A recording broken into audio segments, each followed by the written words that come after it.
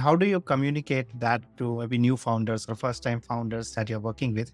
Because so much of the language around startups is about fast growth, right? And never giving up, that hustle culture. Yeah. I think that I have been myself part of the hustle culture, and I've been myself this kind of founder who goes like full in and full blast, full speed and full everything. When we have the energy to do that, we do it. There is time for it.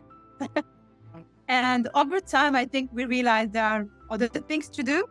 We can do it in a smarter way, more efficient. Mhm. When I Very work true. now with founders, I help them figure out the high impact activities, because founders, either they're solo founders or they still have a small team, lack of resources and so on. They can't be all over the place. They have to figure out very quickly where they should focus their energy and time and money, and work a bit smarter than harder, and move away from that just hustle culture that leads you to burnout. And I've seen this myself.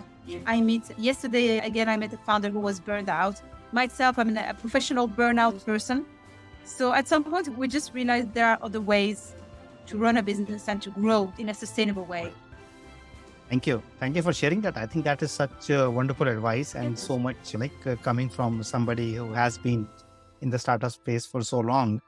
And what you shared earlier, I think about self reflection and slowing down is directly related to what you just said, right? Because until you can slow down, you cannot see what so many times is right in front of your face.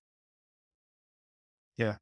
Yes, there is no problem with taking a break, slowing down, taking time during the day for yourself to reflect a bit and get out of the hamster wheel. Because when we are in that process, we don't think anymore. We just execute, and we might be executing on the wrong strategies.